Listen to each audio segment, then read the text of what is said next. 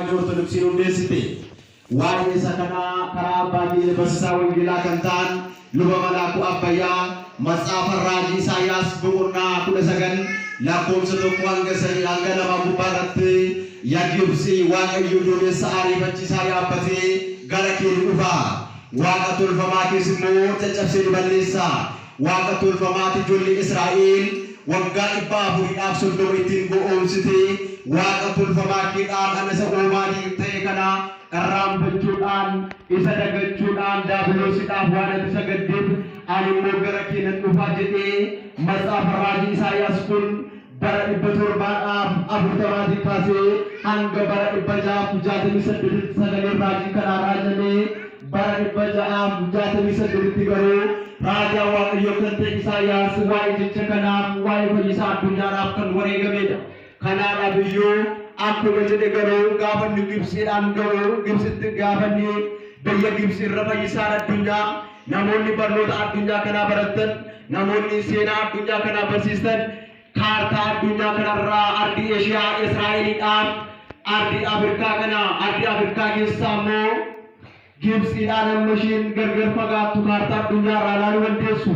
Kaartaa addunyaarraa kan argitan kana garuu gaafa inni achirraa ejjetu waaqa tolfamaa sana humna waaqummaa isaatiin aangoo jabummaa isaatiin caccabsee barbadeessee galanni Waaqayyoof haa ta'u.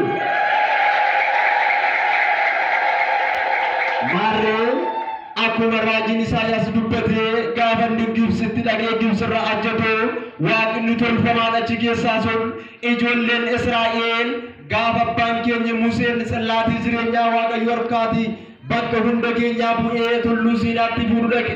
Ijoolleen Israa'el warri waaqa tolfamaadhaaf sagadan meetii gaafa sanaa warqee gaafa sanaa Gibxirraa baran inni immoo isa kana barbadeessuudhaaf gaafa inni jedhu baadiyaan kaabaaf kibban kallattii afuriidhaan waaqni tolfamaan achi keessaa barbadaa'ee daakuu ta'e galanni Waaqayyoof haa ta'u. Dhugaadhumatti seenaa kanaa abbaan keenya sila barsiisaa turanii yeroo amma qabnu kana keessatti barannee xumuruu hin dandeenyu. Erga kana barannee xumuruu ta'ee amma yeroo amma kana qabnu keessatti xumuruu ta'ee isa kana yeroo biraa itti fufna. Amma garuu hunda keenyaadhaaf galaa lubbuu kan ta'u addunyaan kun maalitti adeemaa jirti? Addunyaa kana gara maalitti argaa jirra? Kitaabni qulqulluun waa'ee addunyaa kanaadhaa maal jedha? Faarfannaa nuti faarfannu kana lallaba nuti har'a lallabaa jirru kun mana kiristiyaanaa har'a nuti keessa dhaabbachaa jirru kun isa xumuraa irratti eessatti adeemti? Addunyaan kunis gara kamitti baati kan jedhamu waa'ee isa xumura kanaa waliin baranna. Mata dureen barnoota keenyaa qulqulluun Phaawulos lammaffaa Tasaloniqee boqonnaa 2 lakkoofsa 3 gubbaarratti akkas jedhe dhufaatii Kiristoos fuula duraa inni badiisaa ni dhufaa jedhe. Akkuma qulqulluun Phaawulos jedhe dhugaadhumatti bara 33 booda waamamee bara 65 keessaa qulqulluun Phaawulos magaasiidhaan kan horni isaa fidee Tasaloniqee jechaan magaalaa addunyaa kana keessaa baay'ee bareedduu baay'ee miidhagduu kan taate shamarran baay'een harmootiin baay'een miidhagina baay'ee kan qaban dargaggoonni baay'een lallaboonni baay'een kiristiyaanonni baay'een biyya keessatti awwaalamanii jechaadha.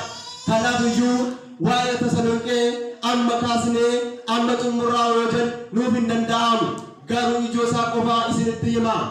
Waa'ee ilma badiisaa kan nagaa qulqulluun Phaawulos otoo ilmi Waaqayyoo dhufee addunyaa kanatti murtoo hin laatiin fuula duraa otoo ilmi Waaqayyoo addunyaa kana hin dabarsin fuula duraa ilma badiisaatu dhufa.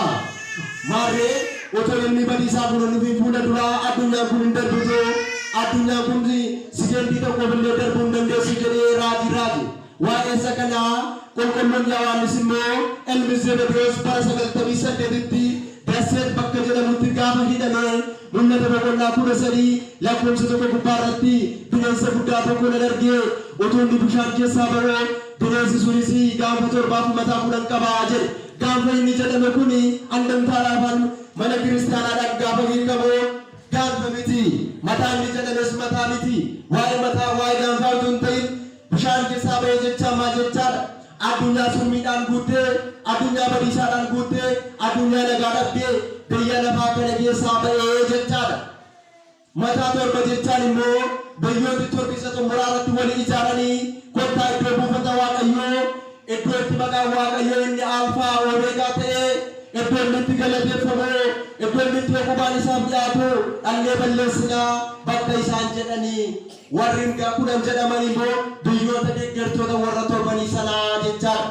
Erga kana ta'ee booda ilmi badiisaa kun yoom ka'e akkamittiidhaanis ka'e erga kana barannee booda immoo gara ofii keenyaatti deebisnee erga rakkoon akkasii fuuldura keenya jiraate erga rakkinni akkasii fuuldura keenya jiraate akka raajichi Isaayyaas anaaf yoo Waaqayyotti dhiyaachuudhaaf wayya jedhee faarfannaadhaan galataadhaan qiddaaseedhaan boqobaadhaan Waaqayyotti akka dhiyaannuuf xumura irratti immoo waliin gurunfina. Waaqayyo cimina isaaf jabina isaa nuuf haa laatu.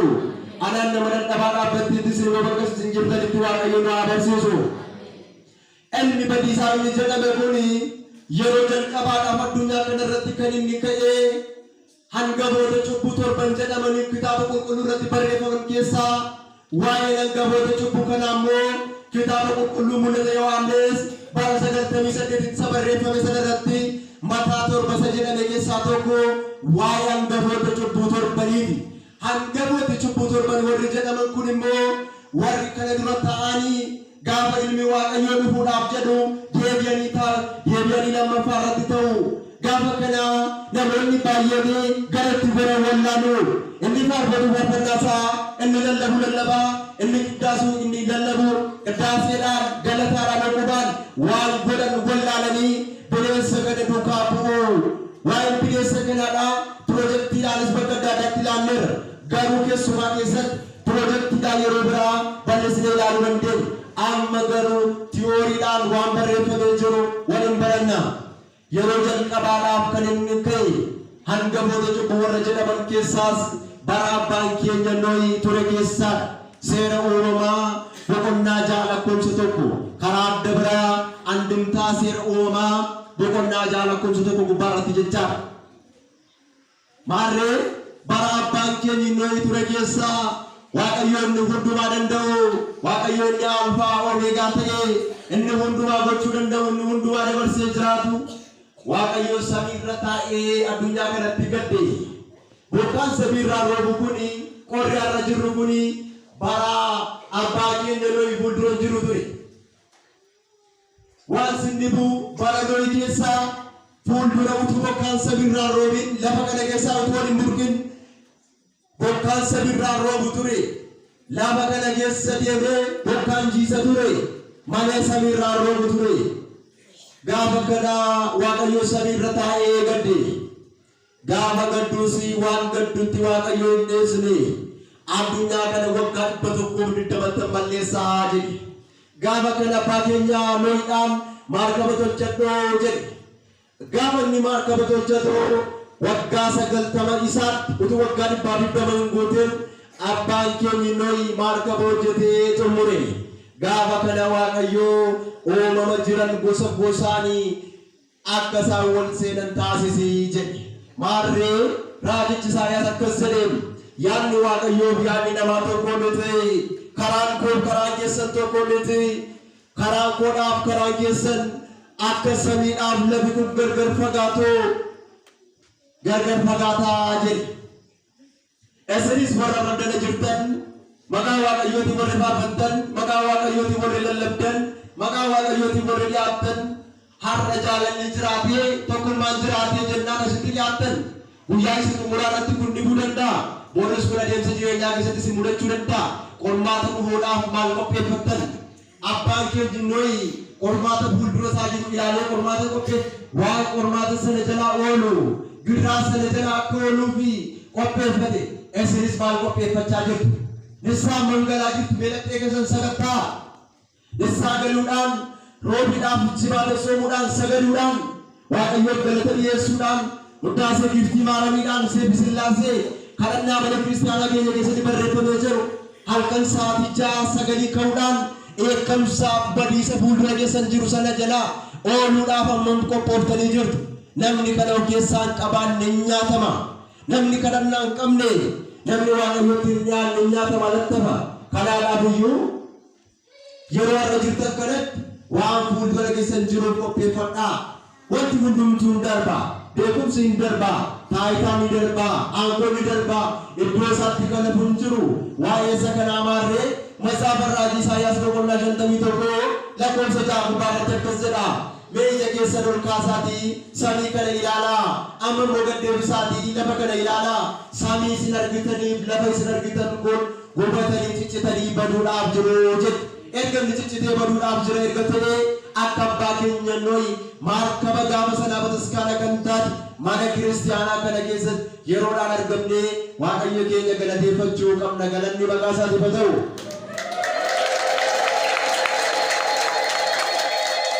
Waa'ee seenaa kanaan bal'ata. Angaruu kana caalaan bal'isu gara cubbuu isa lammaffaatti deebi'a. Cubbuu inni lammaffaan immoo cubbuu warra Baabilooniidha. Baabiloon kan jedhamtu bara durii keessa Sanaahoor jedhamti turte.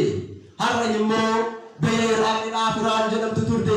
Baabiloon jechaanii matsaafaa Faarsaa Daawit Faaruu Daawit 137 lakkoofsa 5 gubbaarratti waa'ee giiftii keenya maarabiitiin kaasee የባቢሎን ጀዴ ዋባየ ከተረሰ ቦዳ የኢየሩሳሌም ዮንሲ ኢራንፈድ ሃርቲ ኮሚርጋና ኢራንፈቶ ዮዋይ ገለለበ ቢየቲ ከለገሰት ቁጋምቦቴ ሃራምኒ ኮጉላጋ ሞጅን ወላቀበቱ ጀዴ ቁልቁሉና ወትከዱበት ዶክሳ ዱቢ ከናም ዋኤ እስራኤል ቶንተ ዋኤ ጊፍቲ ከነ ማረሚ ዳፍከን ዱበተኔ Baabiloon bara durii keessa Sanaahoor kan jedhamtu cubbuudhaan barbaddeedha. Baabiloon jechuun waan nama dheebuu cubbuun addunyaa kana irratti raawwatame keessa kan akka Baabiloon irra keessatti raawwatame hin jiru. Kanatu fuulduratti ta'uuf jira. Kanatu lammaffaarratti deebi'ee ta'uudhaaf jira. Kun immoo miidiyaadhaanis darbaa jira.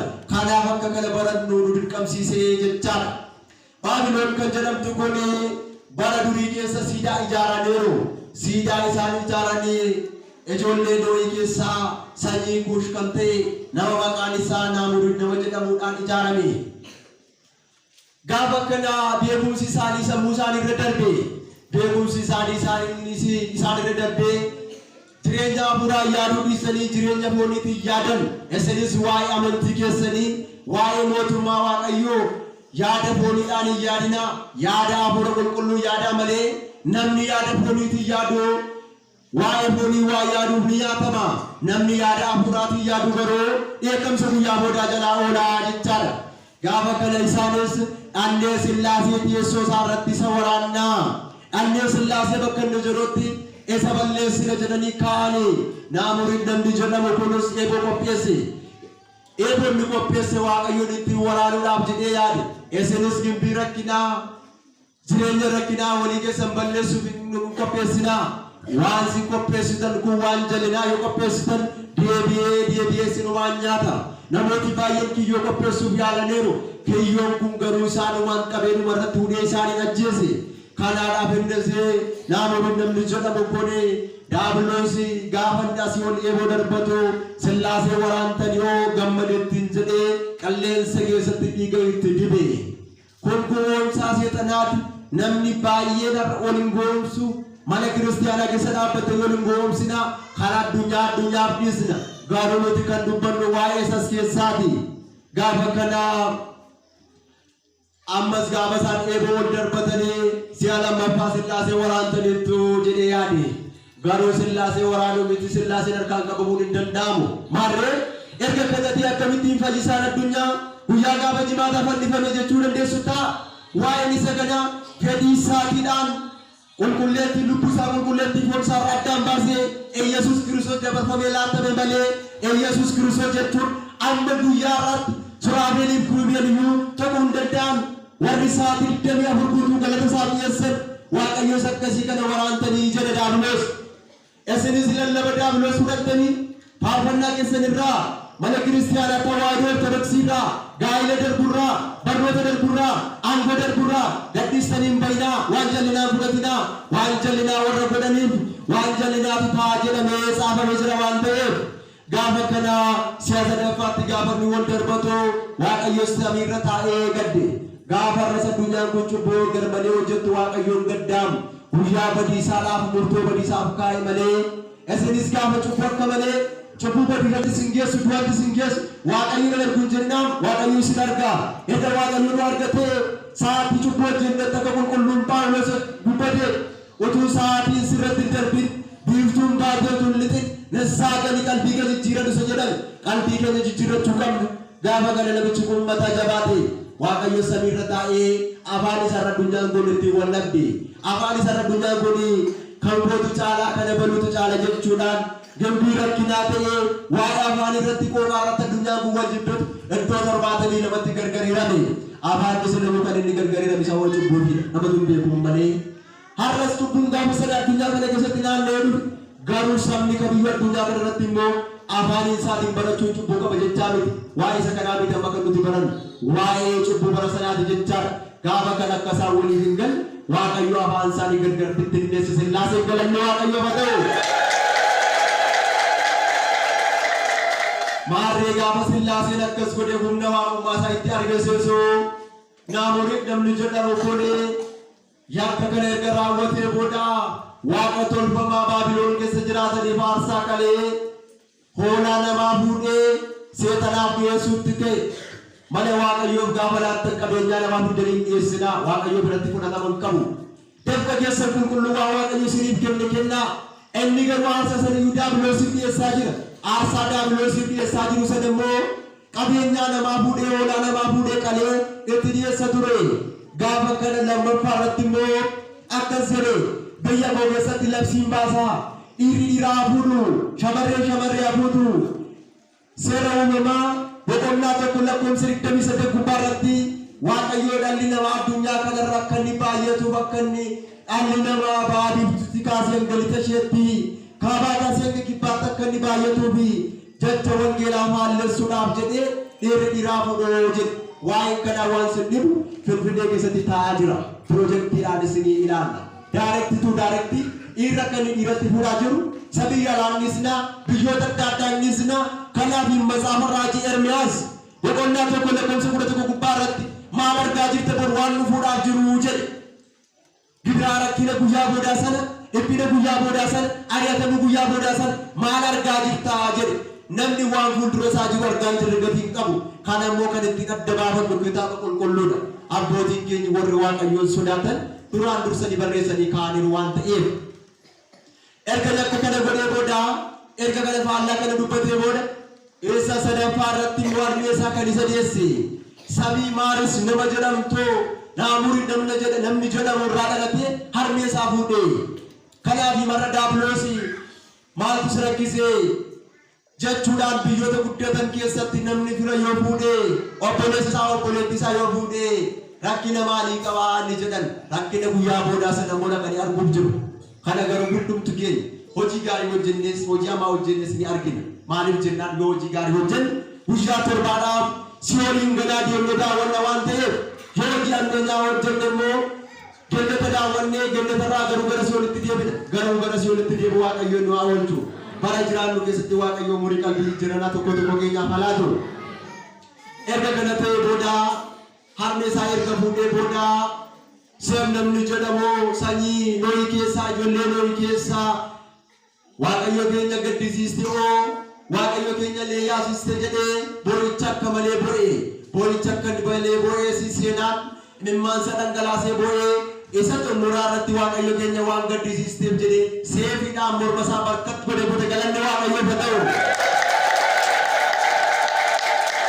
erga eessuma isaatu kana godhe maaliif jennaan karaa amantii irratti qoosaan hin jiru gaafa jennu garuu warra amantii keenya hin taane lolaa jechuu miti warra amantii keenya hin taane iyyuu jaalladhaa guyyaa tokko deebi'uu danda'u waan ta'eef inni dhimma hawaasummaan jiraadhaa karaa amantii irratti garuu qoosaan hin jiru raawwate sagala garaan isin haa jedhu waa'ee amantii irratti amantii jechaan bu'a lubbuu keenyaati waan ta'eef amantii jechaan raawwate keenya waan ta'eef amantii jechuun hidhaa waan hundumaati waan ta'eef karaa amantii qoosaan hin jiru gaafa kana erga morma isaa kutee booda waaqayyo keenya gaddisiiste hojjetee dhiiga isaa karaa irratti firfirse galanne waaqayyoof haa ta'u ergasii booda seetanni kun jalqabatti harmee isaa kan turte booda ammoo haadha manaa isaa kan taate harmee isaa haaraa dhalatee kanaan irra bulee naamuriin hin duune ji'a qubatee jira jette soba sobde soba monsobidha hojii gaarii waan qulqulluu duwwaa dubbadhaa keessumaa keessatti inni baratu barnoota keessatti waan sobaan hojjete warri hojjetaa mootummaa taatan hojii mootummaa hojjettan keessatti waan dhugaa hojjedhaa. Namni kam hojii hojjettan keessatti waan dhugaa hojjedhaa. Waan dhugaa kan hin dubbanne karaatti hafam hin nyaatama waan ta'eef waa'ee saganaa garaan isin haajitu waa'ee saganaa Yesuus Kiristoos akkas jechuudhaan dubbateef isin cubbuu kamiin illee hojjedhaa dhugaa yoo balleessitan garuu ni baddu jedhanii jala muranii jira waan ta'eef jechaadha. Gaafa akkanaa gaafa isheen sobduu naamurii dinduune ji'arra jiraachaa jira jettee gaafa isheen lallaba sobaa lallaban taane gaafa isheen lallabduu namoonni biyya sana keessaa akka waaqa tolfamaatti siidaa iddoon itti awwaalametti sagaduutti kaan har'a namooti baay'een warri awwaalanisti dagaamanii xonqolaadhaan asmaa'iidhaan na fayyisa jechuudhaan namooti baay'een kan deeman hin jiru. Yesuus Kiristoos malee karaan fayyinaa tokko yoo hin jiru. Eessa yoo deemtan addunyaa kana keessaa karaan fayyinaa Yesuus Kiristoos ilma durbee maaramii isa du'ee du'a injifatee gara samiitti ol ba'e sochimmoo murtoo laachuudhaaf sabab karaan jireenyaa isa malee hin jiru. Gaafa kana gaafa isheen akkas jettee barsiisu gaafa isheen akkas jettee dubbatu eessatti sadaffaa irratti soba isheen sobde keessaa daabuloosee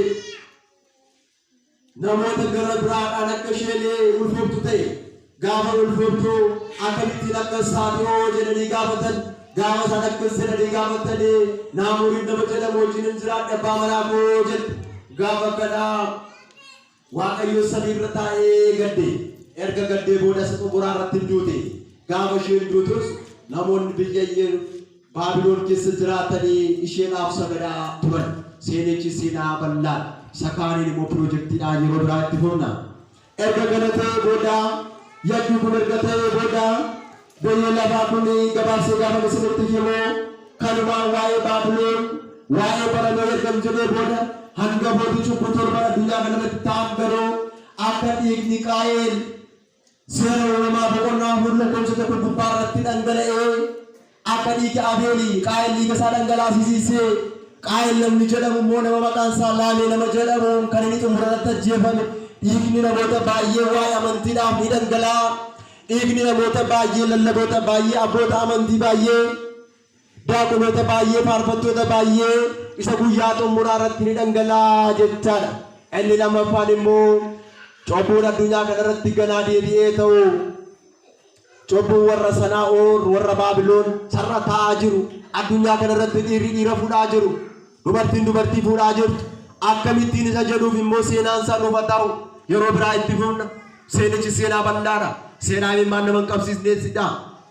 Kanaadhaaf himi abbootiin keenya baay'een guyyaa rakkinaa guyyaa dhiphinaa sanaadhaan nun geenye yoo jedhanii warri gooftaadhaaf kadhatan dhugaadhumatti guyyaa rakkinaa sana akka hin geenye Waaqayyo kadhadha. Rakkinni sun cimtuudha waan ta'eef rakkinni guyyaa boodaa sun dhiphinni guyyaa boodaa sun cimtuudha waan ta'eef cubbuu warra Sanaa'oor jechaan Baabiloon isa jennetu ta'a.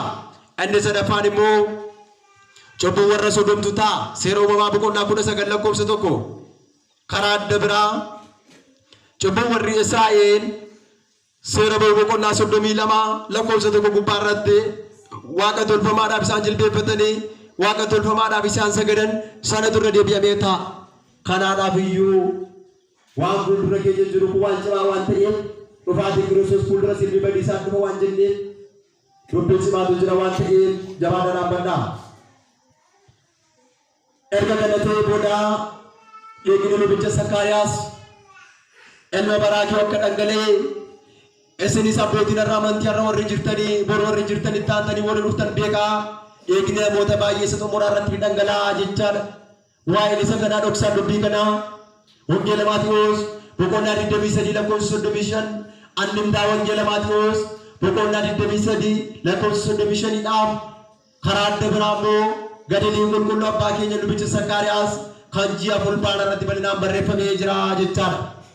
Erga kana ta'ee booda erga yakki kun kana ta'ee booda erga haalli kun akka kanatti itti fufee booda isa kaaniidhaan waa'ee kitaaba Illuuminantii jedhu Tabsaa Gabra Sillaaseedhaan bara 2009 afaan Amaariffaan kan maxxanfame achirraa dubbisaa achirratti seenaan kun bal'inaan barreeffamee jira. Haa ta'u garuu erga kana ta'ee booda badiisi kun erga raawwatamee booda namni waa'ee Kiristoos lallabu ni dhiba.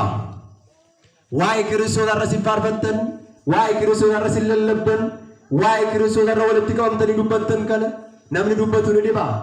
Maaliif yoo jennaan warri waa'ee Kiristoos dubbatan marri ajjeefamuuf jiru. Kanaafiyyuu rakkina guyyaa boodaa sanaadhaaf dhiphina guyyaa boodaa sanaadhaaf dubbiin fuuldura keenya jiru waan cimaa ta'eef akkuma Matsaafa Mikiyaas raajichaa irratti ammaanan fudhannee fuula keetti dhiyaannu akkuma inni jedhe waan fuula Waaqayyootti fudhannee dhiyaan har'aa qopheeffannu. Har'a geenye malee har'a keessaayyuu amma geenye malee borga'uu keenya hin beeknu waan ta'eef erga kiristaanota ajjeefamanii booda erga kiristaanota ilma badiisaa kanaadhaan labsiidhaan ajjeefamanii booda lubooti daaqonooti ba'aa biiftuutti kaasee hanga lixa isheetti kaabaa kaasee hanga kibbaatti kun garuu waan sirnifu amantan isa manuu baattan addunyaa kun fudhattas fudhachuu baatte kun ta'uu ni dirqama. Maaliif yoo jennaan kitaaba addunyaa kana mara jilbeenfachiise kitaaba qulqulluu isa dhugaa irratti barreeffamee jira waan ta'eef erga kana ta'ee booda erga kiristiyaan hundumtu ajjeefamee booda manni kiristiyaanaa irra isin argaa jirtan kun maqaa Waaqayyoochi keessatti waamannoo maqaa ergamootaa maqaa giiftii keenya maaranii maqaa qulqullootaa waamannoo addunyaa kana irratti moota addunyaa kanaatiin labsiin ba'ee akka irra wal dhaban osoo hin ta'in akka irra daangaa irratti biyyummaa irratti aangoo irratti wal lolan osoo hin ta'in isa xumuraa irratti walii galanii mootummaa tokkodhaaf siyaasa tokkoof aangoo tokkodhaan erga jiraatanii booda mana kiristiyaanaa kan akka addunyaatti labsiidhaan gubu. Erga labsiidhaan gubanii booda maqaa Waaqa keenyaa isa jabaa kana ta'e yeroo murtoofteedhaaf namni faarfatu ni dhiba. Yeroo murtoofteedhaaf namni lallabu ni dhiba. Yeroo murtoofteedhaaf namni maqaa isaa dha'u ni dhiba. Erga maqaa isaa namni dha'u dhibee booda lallabooti bara rakkinaaf kaa'aman jiru. Faarfattooti bara rakkinaaf kaa'aman jiru. Luboonni bara rakkinaaf kaa'aman jiru.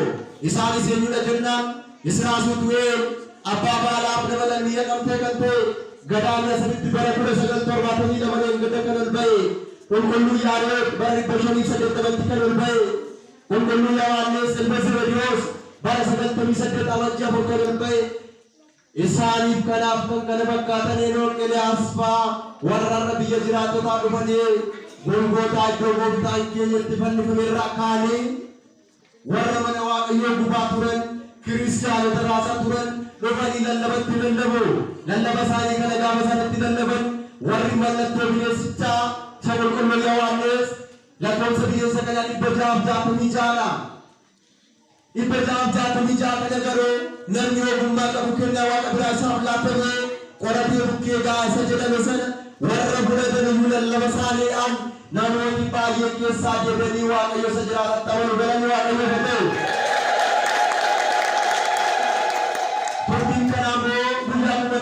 Baramaaf jaatamaadha. Erga kun ta'ee booda erga isaan lallabanii booda waa'ee dubbii Waaqayyootti abbaa keenya addaanuun duryoorraa uumamtee duryootti deebita jedhanii dubbatu suna raawwatame inni akka muramu inni agaru jecha isaanis ni ajjeefamu. Gaafa isaan ajjeefamanii warri 666 kennaa badiisaa kennaa fudhatti isaanii geessu warri waliin isaanii bilaafu warra nu injifatanii warra raasanii warra addunyaa kana gurguddanii ajjeesanii yoo jedhu ergasii booda guyyaa lamaaf walakkaa reetii warra nama maqaa isaanii tarreessee amma guyyaa irratti hin jiru kuni walitti deddeebi'a. Erga walitti deddeebi'e booda biyyoo erga qamasanii booda bakka dhufuun biyya jiraattotaatti galata Waaqayyoo dhiyeessuuf ta'u galanni Waaqayyoo ta'u. Erga kana ta'e booda isteebiitti addunyaa kun darbitu sadarkaa qaba. Amma garuu kan hunda xumurii fixuu hin danda'u. Maaliif yoo jennaan samiif lafi kun akkamittiin akka isheen darbitu. Erga samiif lafi kun erga darbee booda namni murtoo akkamittiin fudhata. Amma namooti baay'een dhalli namaa gaafa murtoo biyya lafaa kana irratti fudhatu jedhu biyya lafaa kuni gaafa gooftaan keenya Yesuus Kiristoos saraa yaamirraa ergamoota ilfaa laafaatii ta'an kuma kumaatamadhaan gaafa dachuudhaan samiidhaaf lafi kun tokkoon jalqabu gaafa sana gubatanii badu dhalli namaa garuu murtoo kan inni fudhatu qilleensa irratti fudhata.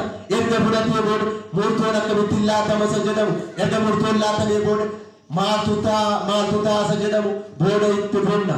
Walumaa galatti dhufaatii Kiristoos fuulduraa ilmi badiisaa ni dhufa.